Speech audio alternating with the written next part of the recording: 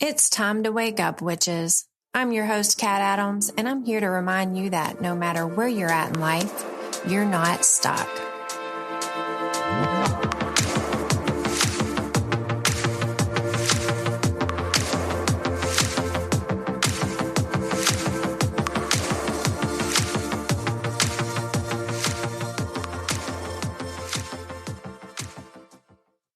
What's up, peeps? I'm on cloud nine because I have been celebrating my 1 year wedding anniversary to the most amazing man ever. And I still am in so much disbelief that I'm happily married. Because for so long I had accepted the lie of this is my life, being with an abusive partner and being miserable. I truly accepted it. I really did. But then I woke up. And that's why I'm here talking to you today, because I need you to wake up too. Because the other side of misery, the other side of a toxic relationship is not only freedom and liberation, but if you choose to get in another relationship, you know what a healthy relationship looks like, and you can make it as magical as you want. And that is what my marriage is pure freaking magic. I will sing it from the rooftops because this man, he's changed my life. He has totally changed my life, and he's made me have a little bit of faith in men. Not much. That's not his fault. It's just because, hey, we know what the problem is in this world. Mostly when it comes to violence, it's men, right? So he can't change my mind there. But hey, he's changed my mind on, you know what? Men know how to wash dishes. They know how to clean. They know how to be emotionally available. There are good men out there. I got one. They're rare. I'm sorry. They're very rare. And I snatched this one up pretty freaking quick. But I'm happy. I'm so happy. And I can't believe it was a year ago that we had 2 weddings because I'm bougie like that. No, really, it's because I wanted my daughter to be included. But our dream wedding was to elope in the redwoods in coastal Oregon, California border. And I wanted to do that, but also have my honeymoon there. And come on, man, I'm not bringing my kid on my honeymoon because I needed that romancing, you know what I'm saying? And at the time, my daughter was kind of acting out a little bit because she's preteen. Still is acting out a little bit, but that's a subject for another day. But I wanted to have that wedding, but I also wanted to include her. And I'm like, no, how am I going to do this? Because I want to elope, something romantic for me and him in this magical forest. But I also want to have my daughter at my wedding, and I want to, actually, I said I wanted that, but I also wanted a big, nice, beautiful, fancy cake and a big ass charcuterie board. And that's it. So I made it all happen, and I made it all happen in 2 weddings, and it was perfect and it was beautiful. The first wedding, we did it our way. We're like, we're going to have it at my house. Then this was the real wedding where we actually said our vows. We're going to have it at my house, and we were going to dress up like Dumb and Dumber. And yes, we did. He had the orange suit and I had the blue suit, but mine was like a blue dress, and we had the top hats and everything. It was super cute. And a lot of people didn't get that. They actually were like, oh my gosh, you must love him so much to let him dress like a Vols fan, because we're, in Tennessee. And I guess it's a volunteer state and everyone is like, yay, sports, and the color's orange. And they thought he was that big of a sports fan that I let him, first of all, come on, let's talk about that language. He can make his own decision. But they were like, oh, I can't believe you let him wear that. What a good wife you are. Can't believe you let him wear his Vols colors. I'm like, nah, bitch, we're Dumb and Dumber. What the hell? I can't believe people didn't know that. Anyways, we dressed as Dumb and Dumber. We had, it was at the house. We had a huge balloon arch that was very whimsical colors with a one of those garden green grass walls. And I think it's like Adventure Awaits. It was like a picture piece where everyone got their pictures taken. And I had my big ass charcuterie board who there is a woman here that I used to do my pole workout classes with that I met, and she created her own business and out of like nothing. And she is a Black woman owned business, and it is a charcuterie business. She's got her own storefront now. That is another story for another time. She's just freaking amazing. I hired her to do my big ass charcuterie board for my wedding. And then we had a beautiful floral arrangement that looked like a big tree in the middle of my dining room table. Charcuterie board was underneath it. And then I had a big ass cake that was all magical. We wanted to go for whimsy and enchanting to kind of tie in with our elopement / honeymoon, more traditional stuff. So fun time. My daughter was the flower girl, ring girl, whatever. It was amazing. It was amazing. It was exactly what we wanted. It was a fun, cute wedding. And then we whisked ourselves away to Oregon and California, and where we had our more traditional wedding attire and got married in the redwoods. And that, oh my gosh, so freaking magical that we're going again. So I am batch recording these podcasts like a mofo, because when I go to California and Oregon, I am going to be relaxing and hopefully not in front of a screen, in front of social media. So that's just a recap of what happened to me a year ago, getting married to this amazing man. And magic, y'all. Magic works in my life in so many ways. And I know it's woo-woo, and a lot of people are like, woo-woo, magic, that's just whatever. That's just intentions and your brain tricking. Maybe. But at this point, I don't give a shit because it's working for me. And all that like stuff I practiced when I learned about it, what was it, like 2 years ago now, has all come true. And I'm going to talk about one of those today. So let's just talk a little bit about some magic. And I'm going to tie it into the topic of today because we're still in the series. Is my partner abusive, or is he an asshole? And I want to talk about financial abuse, which is probably one of the biggest things that's going to hold you back. Financial abuse, economic abuse, yada, yada, yada. Call it what you want. It's basically keeping you without money, because if you don't have money, how are you going to leave? So this could be done in ways like preventing you from getting or keeping a job, making you ask for money, giving you an allowance, taking your money, not letting you know about or have access to family income. So let's talk about that a little bit. And I know I've talked about this a little bit before, but I'm going to talk about it again because this is so freaking important. And I am going to tell you as it relates to me and what happened to me. So when I was in my marriage, my toxic marriage, not this beautiful blissful one I'm celebrating right now, my toxic marriage, right? Back to that horrible period of my life, I was a stay-at-home mom. And before I was a stay-at-home mom, I worked mostly in admin. Never made much money. I worked in development. I was an executive assistant. Lost my job in the 2008 recession. I also worked as an senior admin for a hospital.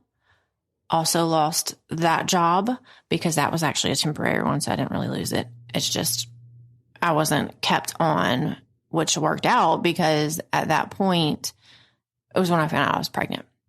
And we just decided I would stay at home because in America, it's like what I was making would have just been gone. It would have gone to daycare. And then after like commuting, gas and stuff like that, it was like, hey, I'm actually losing money. Doesn't make sense. Ladies, get involved in the law. Please rework this shit. Anyways, so I became a stay-at-home mom, and I was a stay-at-home mom for over 10 years before I was like, I can't do this anymore. Not because I didn't love it, but because it's a disservice you're doing to yourself if you don't keep your foot in the door at some place to have financial means to leave a situation. And I truly believed I was never going to be able to work again and support my daughter or myself. because you know how that abuse goes, where they wear you down and they wear your self-confidence down. And my abuser absolutely did that. And he actually did it before I even started getting jobs, fresh out of college. And I tell this story in my book coming out soon that is up for pre-order. You're Not Stuck. I went to a job fair and I was hopeful, I just graduated and I had my little, I don't know, was it a pantsuit or something? Whatever, my career clothes on, and I had copies of my resume, and he was with me. I don't even remember why he was with me. I don't think he had a job at the time either. Anyways, I was working hard looking for a job, and I don't even know where this came from. And I don't think I have to. It's because no one can understand their stupid minds. But I walked in, and one of the first things he said was, "No one's going to want you, you fucking cunt." I know, I said that word. It makes me cringe too. But that's what he said. And from then on, I believed that. And I never believed I could have a job where I could actually support myself. So again, fast forward, over a decade, stay-at-home mom, don't believe I can leave because of many different things, but finances being probably the biggest reason why I could not escape. And that's by design, which is why it's imperative for you to keep your foot in the door somewhere to make money. Abusers will use finances against you. If you're finding yourself locked out of credit cards or banks or anything like that, yes, that is an abuse tactic. Don't tell me, oh, I don't want to deal with the financial stuff. That's just confusing. He deals with all that. No, you need to know your finances. You need to know where the money's going. You have to be involved. You have to protect yourself. And especially if you have children, you need to protect them too. So if he's preventing you from knowing that information or having that access, that needs to be a red flag for you. Also, taking your money. A lot of these abusers, they come in many different categories. So I personally have experience with both abusive men who are pieces of shit, who won't get a job and they depend on the woman to work. I know one personally who sat at home all the time while his wife was 9 months pregnant, carrying around a 2-year-old, scrubbing floors 8 hours a day, working as a maid. And she would come home and he's still just smoking pot and sitting his ass on the couch, doing nothing, not contributing to the household, refusing to contribute to the household and taking her money. That's an abusive man. On the flip side, I know an abuser who makes a shit ton of money and uses that money as a way to say, hey, look at me. I'm amazing. I make all this money and you get to stay at home. I'll just give you an allowance. I'm smart. I'm the one that's making all the money. So I'm the one that's going to be involved in the finances and don't you worry about it. No, that was him hiding finances. That happened to me, by the way. He was hiding finances and, it was never my money because I wasn't working. So he never saw it as my money, even though we're married, never my money. I had to ask permission to buy anything. Oh my gosh. He monitored my spending to the point where before I swiped my card, I used to be frantic because I knew I was going to get a text. Where are you at spending money? Why are you spending money? Blah, blah, blah, blah. I had no money. He made all the money and convinced me that I could never even come close. So 2 different sides, we have an abusive man who's making money. He's still a piece of shit. We have an abusive man who's not making money, still a piece of shit. But that's something you need to be aware of. They come in all shapes, sizes, and forms. And what are you going to do about it? I'm going to tell you what you're going to do about it. You're going to make some money. So like I've been saying, keeping your foot in the door at a business. Now, what I did, and I said I was going to talk about magic here because it has worked for me. What I did and what woke me up was I knew I had to leave. I knew I had to make money. And I wasn't going to do it going back to admin because I was looking for jobs. And it was like $10 an hour. That is ridiculous. No one can live on $10 an hour, cannot support my daughter on $10 an hour. Also, she was going to a private school that cost out the wing wang woo. And I couldn't afford it. So I knew I had to do something for myself. And that's when I started writing. Entrepreneurship is a hard road to go down. It's very hard. It's very stressful, and it's not guaranteed. But I didn't have many choices. I needed to stay at home with my daughter so I could do the commuting. Again, I was protective mama bear mode. I always needed to protect my daughter. I needed to be the one in control of making sure she's safe. So I needed something that allowed me that kind of flexibility. And I always loved writing. So I started writing and I started publishing, self-publishing. All my books are indie published. If that ever interests you, indie publishing, you get like 70% of royalties. Traditionally published authors get like less than 10%. And it is a bitch to try to get traditionally published. So I am highly encouraging of trying that if you think that's something you could be interested in. But it's all going to come down to you have to go make money somehow. And if you have children, that's hard because how can you afford daycare? How can you go out and make money when you have no one to watch your kids? And then or if you're making money, you can't afford the daycare. It's a freaking cycle, and they want you in that cycle. Your abuser wants to keep you financially strapped. He wants you to believe you can't make it on your own, and he wants to prevent you from making it on your own because that's how he controls your life and keeps you exactly where he wants to keep you, which is under his thumb. So financial abuse is pretty freaking in your face apparent. I'm not going to sit here and try to go over all the ways you can be financially abused because, if it's relating to money and you feeling like you can't get out because you don't have enough money, you're being financially abused. I just want to give you some options on what has worked for me to get out of that situation. When the writing thing did not quite give me the ROI that I needed, I jumped into freelance.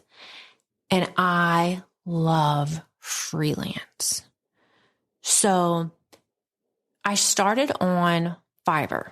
And everyone's like, Fiverr, that's just $5 a gig. No, you set your own prices on Fiverr. You go on Fiverr if you want, whatever you want to do. I did content writing, copywriting. What else? It was a lot of like social media. Basically advertise myself as a writer. And I got a lot of hits. You make your whole branding stuff attractive, whatever. You can do that free on Canva. And I did it, and I got quite a few clients ranging from, I need you to write me 30 social media posts on Instagram talking about dance lessons, to I need you to write descriptions of these perfumes for my website, to I have this story. It's jumbled. I wrote it down. This is my near-death experience, but can you please make it prettier? And it was an amazing experience. And I was making money, and I was doing good at it for once while being at home and doing it on my own terms and taking on what clients I wanted to take on and saying no to the ones I didn't. And that's when I learned, like, oh my gosh, I could be a freelancer and I could support myself. Now, this was after my divorce. I started writing my books while I was going through my divorce. As I know I've mentioned before, it was my therapy. It just did not quite give me the money I needed to support myself and my daughter. And that's when I jumped into freelance.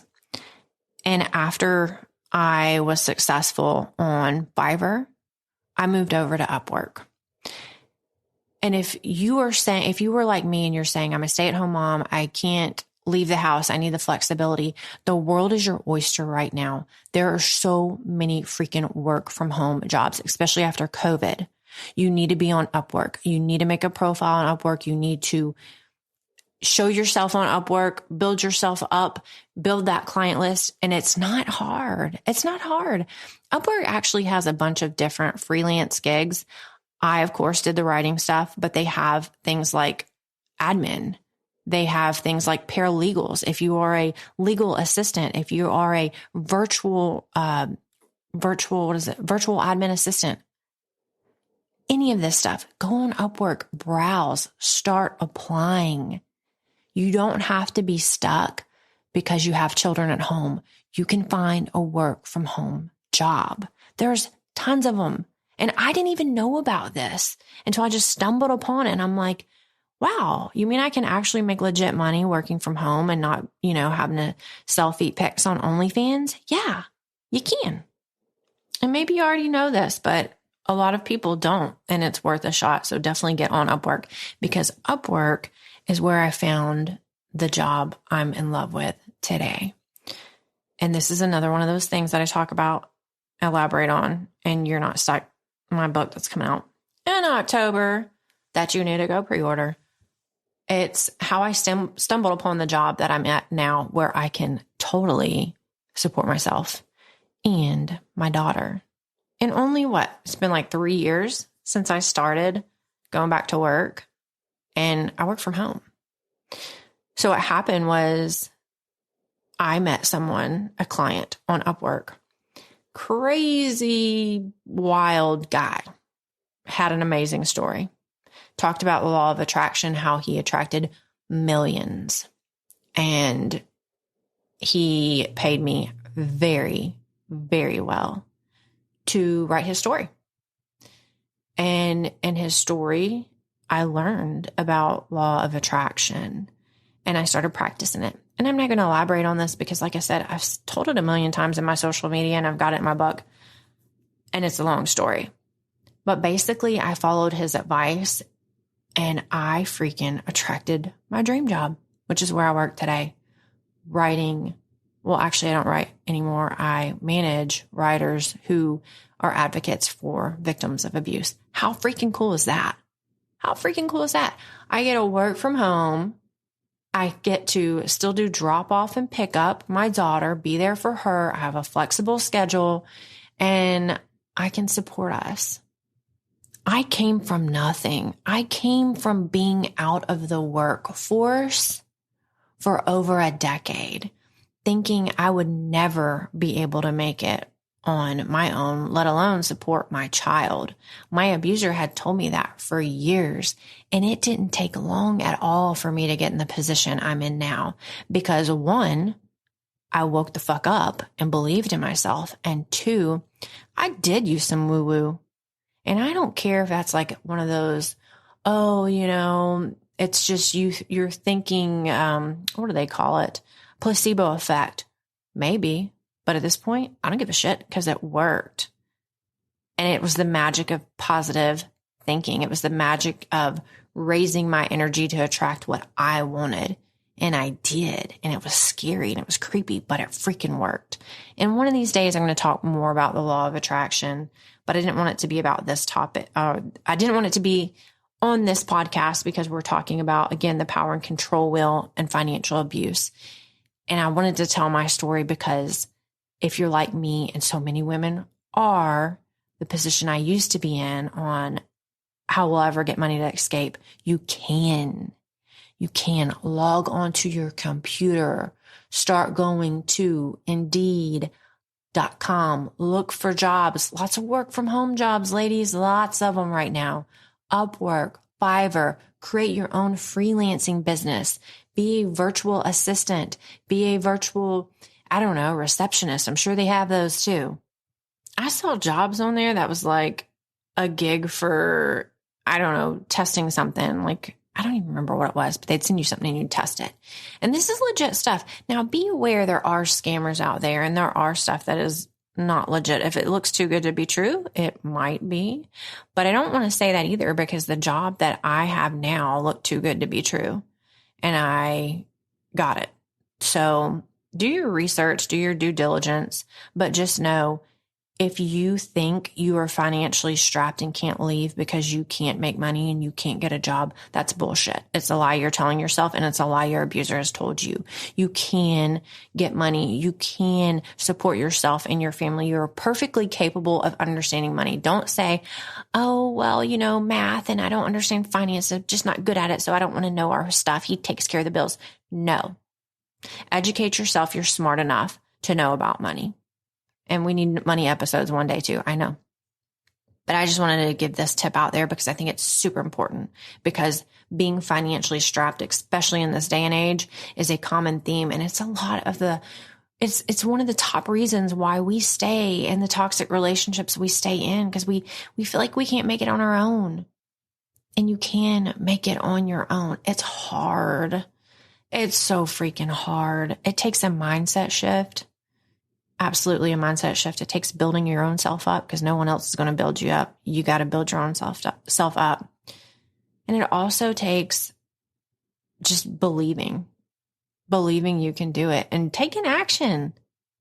A lot of people are like, oh, I can't ever support myself. And I just, if I looked, I'd only be making $10 an hour working crazy hours at Walmart. Who's going to watch my kids? And those people, they don't log onto the internet and actually look for jobs.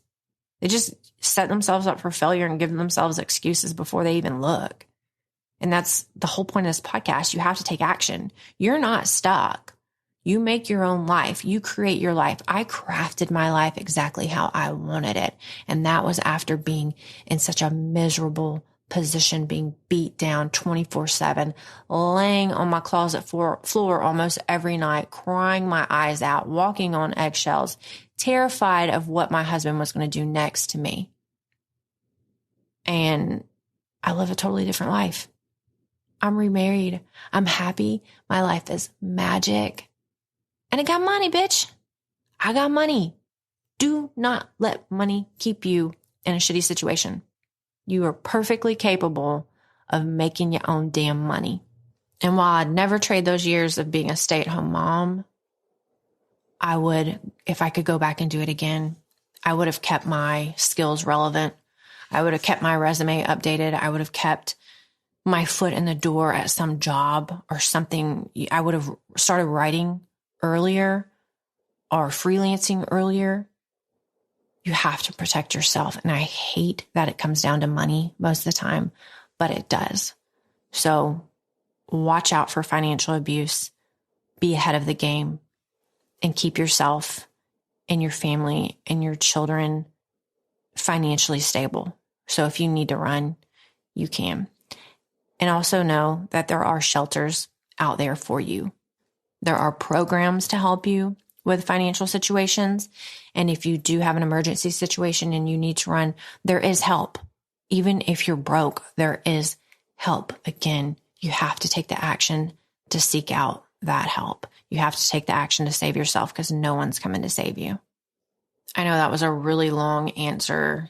It wasn't even an answer to, is my husband abusive or is he an asshole, talking about financial abuse. I kind of went off on a tangent there, but you know what?